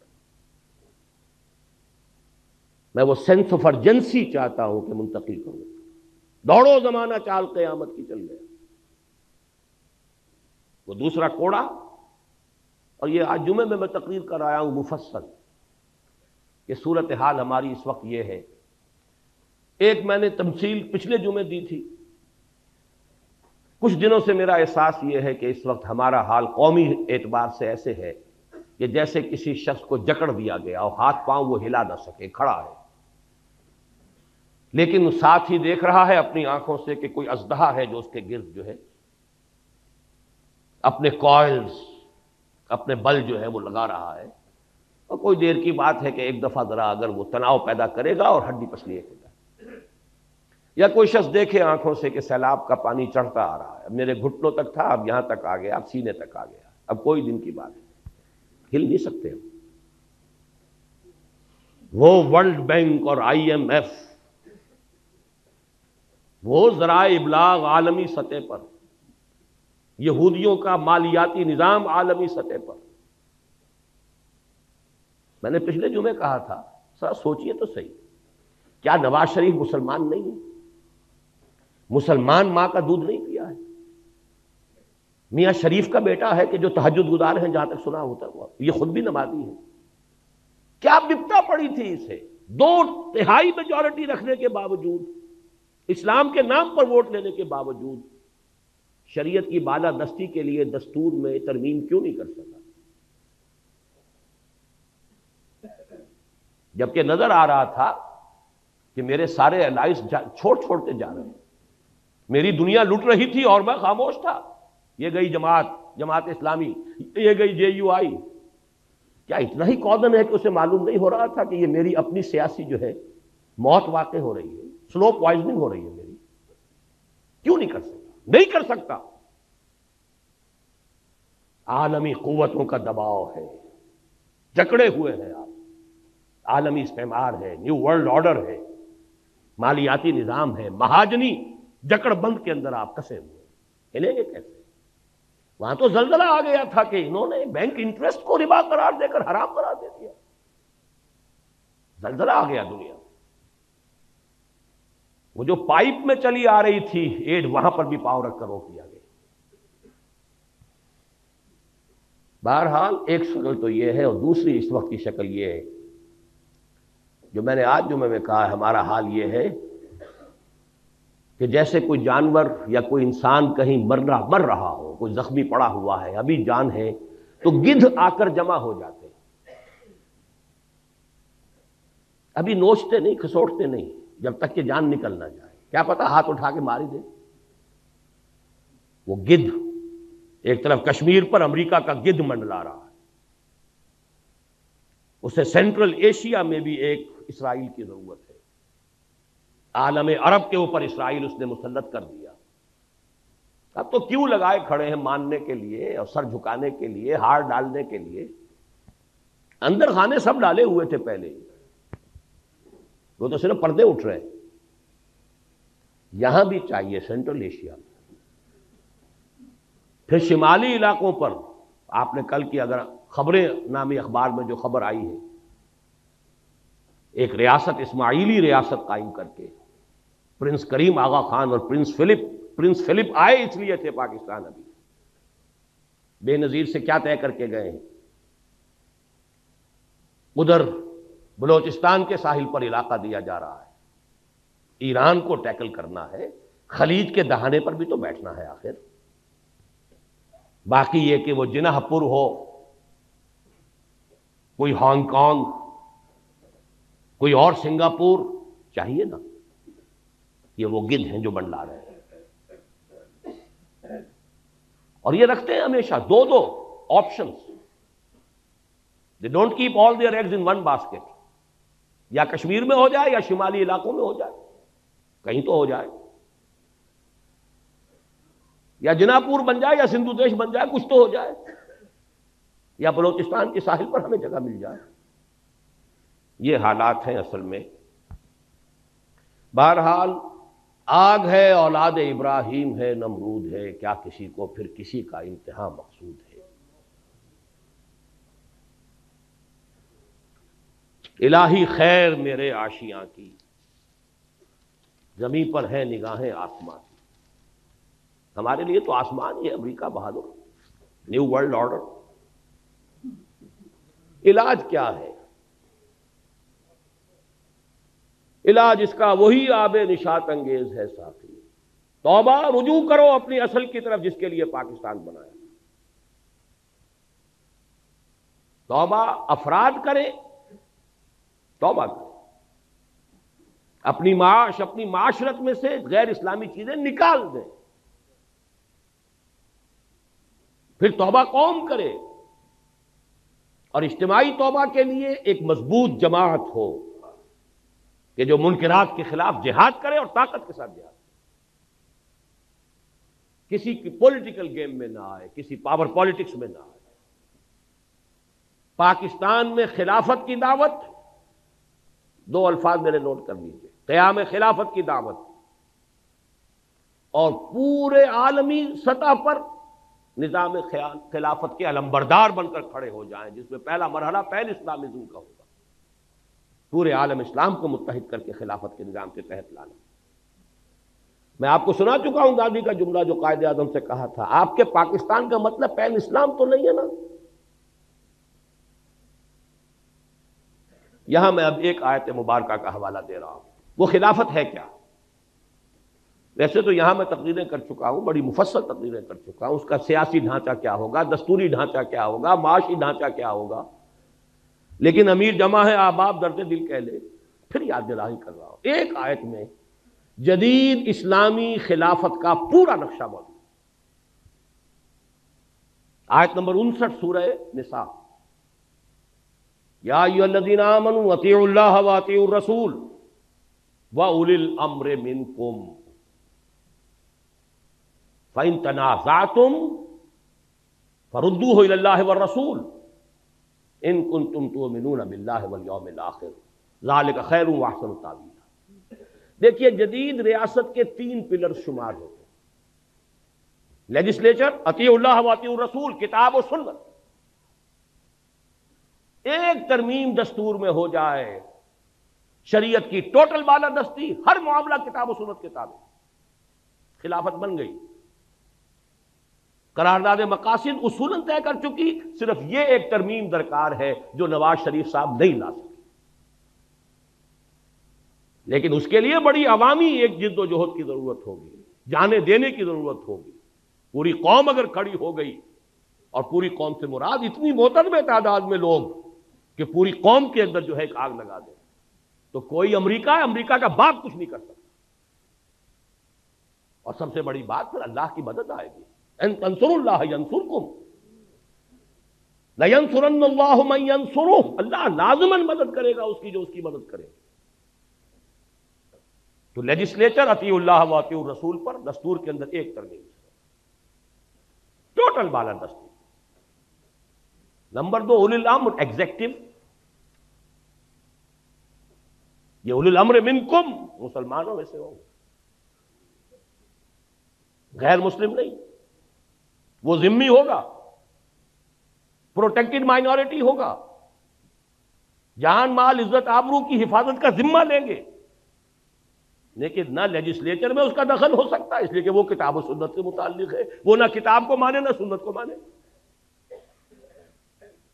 نہ ہی ایگزیکٹو کے ٹاپ پر وہ ہو سکتا ہے۔ ہاں ملازمتوں میں، ٹیکنیکل شعبوں میں ان کی خدمات سے فائدہ اٹھائیے، اولی الامر منکم۔ باقی اگر جھگڑا ہو جائے، آیا یہ شے شریعت کے مطابق ہے یا نہیں ہے، جھگڑا اسی کا ہونا ہے نا۔ لیجسلیچر ایک قانون پاس کرتی ہے، میں یہ کہتا ہوں کہ نہیں یہ تو کتاب و سنت کے منافی ہے، جھگڑا ہو گیا نا۔ فَإِن تَنَازَعْتُمْ فَرُدُّوهُ إِلَى اللَّهِ وَالرَّسُولِ، یہاں تنازع کے حوالے سے جوڈیشری آ گئی، جوڈیشری طے کرتی ہے۔ جدید ریاست نے انہی تینوں کو انسٹیٹیوشنز کی شکل دیتی ہے تو یہ 3 حصے ریاست کے جو قرآن مجید کی اس ایک آیت میں موجود ہے۔ جوڈیشری طے کرے گی، لے جاؤ معاملہ سپریم کورٹ میں لے جاؤ۔ صحیح رخ پر قدم اٹھایا تھا ضیاء الحق نے۔ یہ دوسری بات ہے کہ ہاف ہارٹڈ بلکہ کوارٹر ہارٹڈ بلکہ 8واں حصہ بھی نہیں تھی نیت کے اندر۔ 2 ہتھکڑیاں پہنا دیں، 2 بیڑیاں ڈال دیں، دستور بھی بالا تر شریعت سے، آئلی قوانین بھی بالا تر شریعت سے، مالی قوانین بھی بالا تر شریعت سے، رہ کیا گیا پھر؟ جوڈیشل لاز بھی بالا تر شریعت سے، تو سوائے فراڈ کے اور کیا رہ گیا؟ یا کچھ لوگوں کی تنخواہیں ہیں، وہ فیڈرل شریعت کورٹ اور فلانش کورٹ تنخواہیں چل رہی ہیں، بڑے ٹھاٹ جمے ہوئے، کریں گے کیا وہ؟ نہ دستور ان کے دائرہ کار میں، نہ عدالتی قوانین دائرہ کار میں، نہ مالی قوانین۔ خل مالی قوانین کے لیے وہ 10 برس کی چونکہ تھی ہتھکڑی، وہ کھل گئی اچانک، تو انہوں نے وہ دے دیا فیصلہ، اور فیصلے کے خلاف اپیل میں جا کر نواز شریف صاحب اور اس معاملے کو وہاں کنڈم کر دیا۔ آئلی قوانین بھی نہیں شریعت کے مطابق۔ مجھ سے کہا تھا انہوں نے، پھر یہ خواتین کو کون مطمئن کرے گا؟ میں نے کہا اگر یہی آپ کی سوچ کا معیار ہے تو یہ میرا استعفیٰ ہے، میں آپ کے ساتھ شورا میں بیٹھنے کو تیار ہوں۔ بہرحال پہلی بات یہ۔ نمبر 2، صدارتی نظام اس ملک کے لیے اگر خیر ہے، صدارتی نظام ہے۔ یہ پارلیمانی نظام انگریز کی وراثت، وہ تو مجبور ہیں، روایت پرست قوم ہے، انہیں اپنے بادشاہ کو، ملکہ کو سر پر بٹھانا ہے ضرور، چاہے وہ بکنگم پیلس جو ہے وہ ہیومن زو ہے، ایک انسانی چڑیا گھر۔ اس کی خبریں پڑھ لیجئے، ڈائنا کی پڑھ لیجئے، کبھی سارا فرگوسن کی پڑھ لیجئے، سکینڈل پڑھ لیجئے، دلچسپی ہے ان کی، ایک کھیل کود کا سامان ہے۔ لہذا انہیں تو پارلیمانی نظام بنانا ہے۔ ہمارے ہاں خامخواہ کی سنویت، ہیڈ آف دی اسٹیٹ اور ہے، ہیڈ آف دی گورنمنٹ اور ہے۔ اب وہ ہیڈ آف دی اسٹیٹ یا تو بنے گا چودھری فضل الہی، اور یا بنے گا غلام اسحاق خان، بلکہ اس سے بھی آگے بڑھ کر ضیاء الحق صاحب۔ مجھے بتا دیجئے تیسری شکل ہے کون سی؟ یہ لعنت ہے، یہ برٹش لیگیسی ہے، اس کا جنازہ جتنی جلدی نکالا جا سکے. لیکن یہ سب کچھ اس کے بعد ہے، شریعت کی ٹوٹل بالادستی پہلے طے ہو، ورنہ کوئی بات نہیں. پھر یہ لعنت چاہے پارلیمانی ہو چاہے صدارتی ہو، سب لعنت، سب شرک، سب کفر. جس ملک کے نظام میں شریعت کی بالادستی اور اللہ کی حاکمیت کا نفاذ نہیں ہے وہ شرک ہے، کفر ہے. رہنے والے مسلمان ہوا کریں، نظام کافرانہ ہے. ایک اور چیز روح عصر کا ایک تقاضا ہے، ٹرو فیڈرل سسٹم. اب جیسا کہ وہ علامہ اقبال نے اپنی ابلیس کی مجلس شورا نامی نظم میں ایک بڑا پیارا شعر کہلوایا ابلیس کی زبان سے، ہم نے خود شاہی کو پہنایا ہے جمہوری لباس، جب ذرا آدم ہوا ہے خود شناس و خود نگر. اس انسان کے اندر اب ذرا اپنے حقوق، اپنا وہ پاس پیدا ہو گیا ہے، خیال ہو گیا ہے، تو ہم نے کہا چلو ٹھیک ہے، وہ جو انسانی حاکمیت کی ٹنوں کی نجاست ایک شخص کے سر پر رکھی ہوتی تھی کسی فرعون اور نمرود کے، وہ تولا تولا سب میں بانٹ دو، نجاست تو نجاست ہی رہے گی. ایسے ہی ایک بات ہے کہ حکمت کا تقاضا ہے، ہر ایک کو اپنی زبان پسند ہے، کوئی زبان مقدس نہیں سوائے عربی زبان. پنجابی کو پنجابی پسند ہو، سندھی کو سندھی پسند ہو، نہ سندھی زبان کفر ہے نہ پنجابی زبان کفر ہے. لسانی، نسلی جو بھی اکائیاں ہوں ان کو مناسب مقام دینا چاہیے. بھارت سے سبق سیکھیے، اس نے لسانی صوبے بنا دیے تو کیا اس کے اندر کمی آ گئی؟ کیا کوئی کمزوری پیدا ہو گئی بھارت میں؟ ہر صوبے کی اپنی زبان ہے، اپنے زبان میں سارا پروونشل معاملہ چل رہا ہے. سینٹر کے ساتھ معاملہ ہوگا یا بین الصوبائی ہوگا وہ انگریزی میں ہوگا. تامل ناڈو تامل زبان، آندھرا پردیش تیلگو زبان، کیرالہ میں ملیالم زبان، بے شمار زبانیں ہیں، کوئی معمولی تو کون سی قیامت آ گئی؟ 1 کروڑ کی تب نفری کی اگر کوئی لسانی یا کوئی نسلی عصبیت ہے اسے ایکنالج کرو، give it the due respect, اس کی نفی مت کرو. ہاں اس سے چھوٹی چھوٹی تو ظاہر بات ہے کہاں سے کہاں تک تقسیم ہوگا. زبان تو لاہور سے گجرانوالا پنجابی بدل جاتی، گجرانوالے سے سیالکوٹ جا کے بدل جائے گی، وہ اور بات ہے. لیکن جو موٹی موٹی تقسیمیں ہیں ان کے مطابق کوئی حرج نہیں ہے.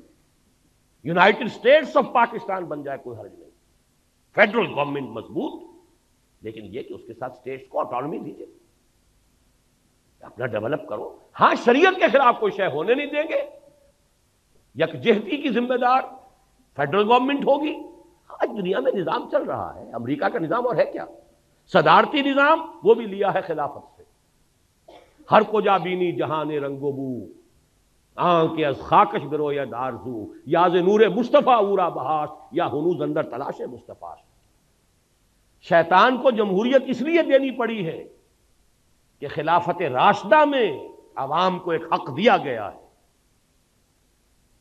مسلمانوں کا منتخب خلیفہ ہوگا، مسلمانوں کی رائے ہوگی، امر المسلمین ہوگا. تاریخ انسانی میں پہلی مرتبہ اسلام نے دیا ہے، تب شیطان کو بھی پیروی کرنی پڑی.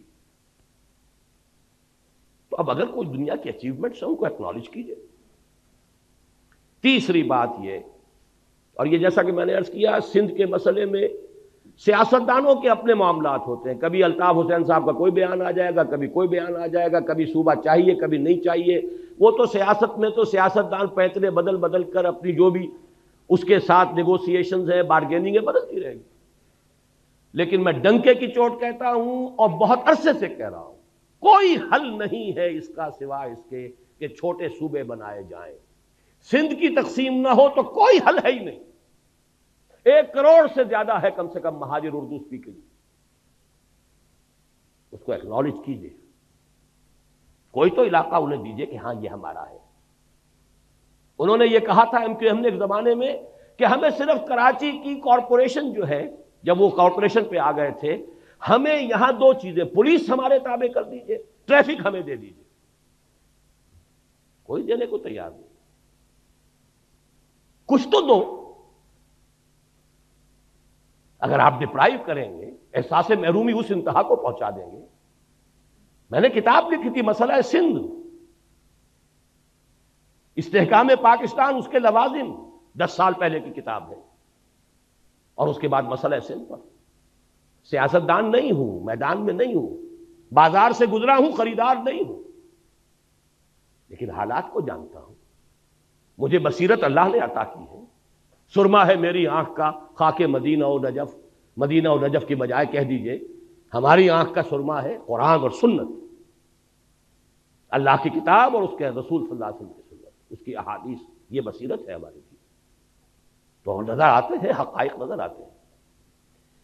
آخری بات یہ کہ سرکاری زبان کا طے کیجئے کہ یہاں پر عربی ہوگی، اور فوری طور پر عربی کی پہلی جماعت سے تدریس لازم. 20 برس کے اندر اندر کایا پلٹ جائے گی اس ملک کی، اور یہ پورے عالم عرب کے ساتھ کنٹینیوس اس کا معاملہ. پین اسلامزم کی طرف قدم اگر بڑھے گا تو اس کے حوالے سے بڑھے گا. اور اس کے بعد آپ کا مسئلہ حل ہوتا ہے. اور سب سے بڑی بات جو ہم نے آیات آج پڑھی تھی، بنی اسرائیل کے بارے میں وہ ساری بحث کرنے کے بعد کیا فرمایا تھا، جو ہم پر بھی 100% راست آتا ہے، عسیٰ ربکم ان یرحمکم، تمہارا رب اب بھی تم پر رحم فرمانے کے لیے تیار ہے. وَإِنْ عُدْتُمْ عُدْنَا، لیکن اگر تم نے پھر وہی روش اختیار کی ہم بھی وہی کچھ کریں گے. وَجَعَلْنَا جَهَنَّمَ لِلْكَافِرِينَ حَصِيرًا، اور جہنم تو ہم نے تیار کی ہوئی ہے کافروں کے لیے، وہ باڑا تیار ہے. ان هذا القرآن يهدي للتي هي اقوم، اور اللہ کی رحمت کا دروازہ شاہ درا یہ قرآن ہے. آنا ہے سائبان تلے، یہ قرآن کا سایہ ہے. داخل ہونا ہے رحمت خداوندی میں، یہ شاہ درا ہے، یہ دروازہ ہے. ان هذا القرآن يهدي للتي هي اقوم. سمجھ لیجئے اچھی طرح، میں نے اگر اپنی زندگی کے 30 برس لگائے ہیں اس قرآن مجید کے پڑھنے، پڑھانے، سیکھنے، سکھانے، انجمن بنانے اور قرآن اکیڈمی بنانے اور قرآن کالج بنانے، قرآنی تربیت گاہیں اور کیسٹس، تو یہ کوئی مولویانہ میرا کوئی پیشہ نہیں ہے. میں نے تو سن 54 میں MBBS کیا تھا. یہ کوئی میرا مشغلہ نہیں، کوئی ہابی نہیں. یہ اس تشخیص پر ہے. یہ سارا کام ہوگا قرآن کے ذریعے. خار از محجوری قرآن شدی، شکوہ سنجے گردش دوران شدی، اے تو شبنم بر زمین افتندئی، در بغل داری کتاب زندگی. وہ زمانے میں معزز تھے مسلمان ہو کر، اور تم خار ہوئے تاریک قرآن ہو کر.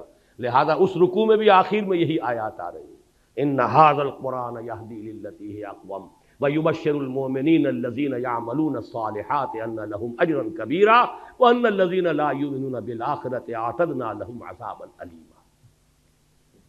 لہذا اس کے ذریعے سے یہ ہوگا، پہلی جماعت سے عربی زبان کی تعلیم شروع کیجئے تو لامحالہ قوم بحیثیت مجموعی قرآن سے قریب تر ہونی شروع ہو جائے.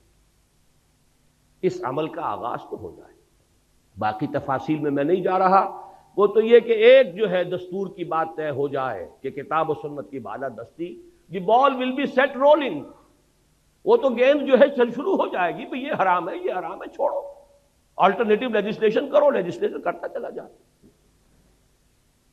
بہرحال اس کے سوا میں پورے انشراح صدر کے ساتھ کہہ رہا ہوں، پاکستان کے لیے کوئی بچاؤ نہیں.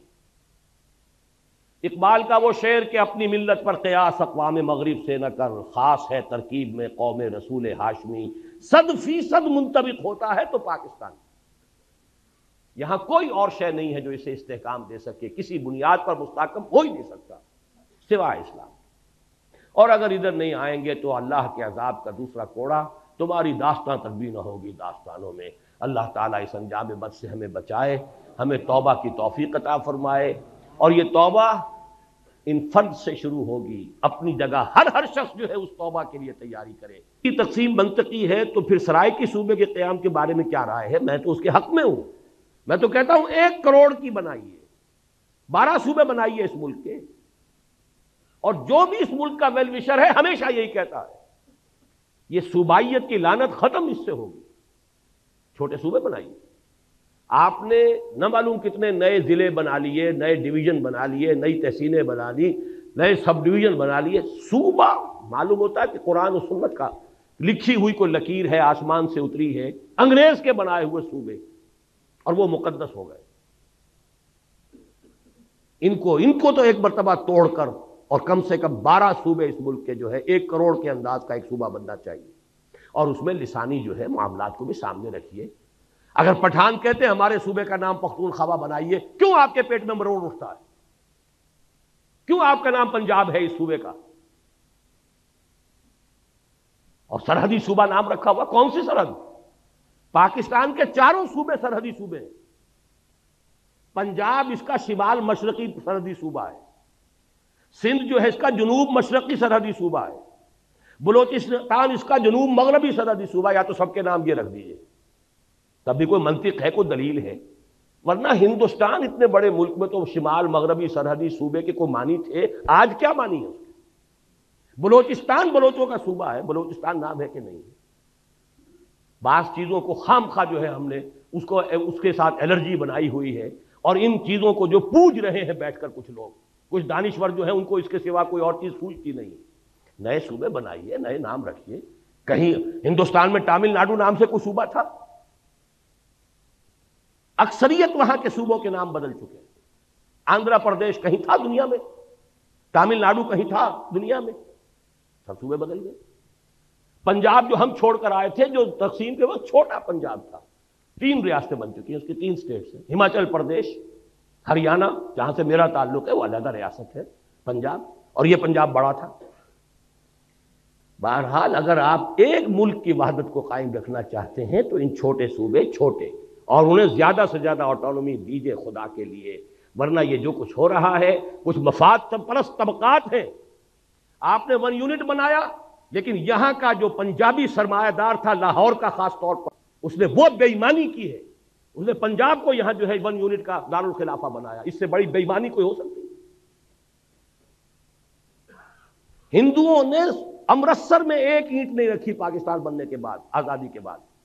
صوبائی دارالحکومت بنایا چندی گڑھ پہاڑوں میں جا کر، اور آپ پورے پاکستان کا ایک صوبہ بنا کر اور صدر مقام بنا رہے ہیں لاہور شریف کو. کس حساب سے صحیح ہے؟ جغرافیہ کے حساب سے صحیح نہیں، ڈیفنس کے حساب سے صحیح نہیں، لسانی اعتبار سے صحیح نہیں. آپ ملتان بناتے، ڈیرہ غازی خان بناتے، ہر اعتبار سے وہ مرکز تھا، لسانی اعتبار سے مرکز. سرائے کی زبان پر آ کر پنجابی، پوٹھوہاری، بلوچی، سندھی ساری زبانیں مکس ہوتی ہیں. اگر تو کوئی قومی سوچ ہو، پھر ڈیفنس کے اعتبار سے انڈیفنسیبل ہے یہ شہر. آپ کے ڈیفنس، سائنس آف ڈیفنس کے اعتبار سے انڈیفنسیبل ہے، اس کا کوئی بچاؤ ممکن نہیں. وہ تو اللہ نے بچا دیا، BRB اور دہشت ڈال دی اس نے. سألقی فی قلوب الذین کفروا الرعب، میں ان کافروں کے دلوں میں رعب ڈال دوں گا. ورنہ 65 میں BBC پر اگر فلم دکھا دی گئی تھی فال آف لاہور کی، تو کتنا یقینی سمجھتے تھے وہ، اس لیے کہ کوئی ڈیفنس کا کہاں سے ہو سکتا تھا. اور وہاں آپ نے سارے جو ہے کروڑوں اربوں روپے کھپا دیا، وابڈا ہاؤس بنا دیا، یونٹ کالونی بنا دی، یہ بنا دیا. یہ کام ہونے چاہیے تھے، ڈیرہ غازی خان میں ہونا چاہیے تھا. آپ کا کوئٹے کے ساتھ کوئی لنک رہتا ہے، آلٹرنیٹ ریلوے لنک موجود ہے، پشاور کے ساتھ آلٹرنیٹ ریلوے لنک موجود ہے. ورنہ یہاں تو جہاں سے کاٹ دیں آپ کی لائف لائن، آپ کا تعلق کوئی نہیں رہتا. تو ان چیزوں کے اوپر ذرا حقیقت پسندی کے ساتھ غور کیجئے. اب دعا مانگیں. الحمدللہ الذی ہدانا لہذا وما كنا لنہتدی لولا ان ہدانا اللہ. الحمدللہ الذی انزل علی عبدہ الکتاب ولم یجعل له عوجا. تبارک الذی نزل الفرقان علی عبدہ لیکون للعالمین نذیرا. اللہم صل علی عبدک ونبیک ورسولک وخلیلک محمد وبارک وسلم. وصلی وسلم وبارک علی جمیع الانبیاء والمرسلین وعلی ملائکتک المقربین وعلی عبادک الصالحین وعلینا معہم یا ارحم الراحمین. اللہم ربنا نور قلوبنا بالایمان واشرح صدورنا للاسلام. اللہم انصر من نصر دین محمد صلی اللہ علیہ وسلم من کانوا وحیث کانوا واجعلنا منہم. اللہم ربنا اجعلنا منہم. اے اللہ اپنے ہر اس بندے کی مدد فرما جو تیرے نبی کے دین کی خدمت کر رہا ہو. خواہ وہ کوئی بھی ہو کہیں بھی ہو، اور اے اللہ ہمیں بھی توفیق دے کہ ہم ان کے ساتھ شامل ہوں، ان کے دست و بازو بنے۔ اللہم اخذل من اعرض عن دین محمد صلی اللہ علیہ وسلم من کانوا وحیث کانوا ولا تجعلنا معهم۔ اے اللہ ہر اس شخص کو ذلیل اور خوار اور رسوا کر دے جو تیرے نبی کے دین سے روگردانی کر رہا ہو، خواہ وہ کوئی بھی ہو کہیں بھی ہو، اور اے اللہ ہمیں بچا اس سے کہ ہم ان کے دھوکے میں آ کر ان کے پھندے میں پھنس جائیں۔ ربنا تقبل منا انک انت السمیع العلیم، پروردگار ہماری اس دعا کو قبول فرما، یقیناً تو سب کچھ سننے والا اور جاننے والا ہے۔ وصلی اللہ تعالی علی خیر خلقہ محمد وآلہ واصحابہ اجمعین برحمتک یا ارحم الراحمین۔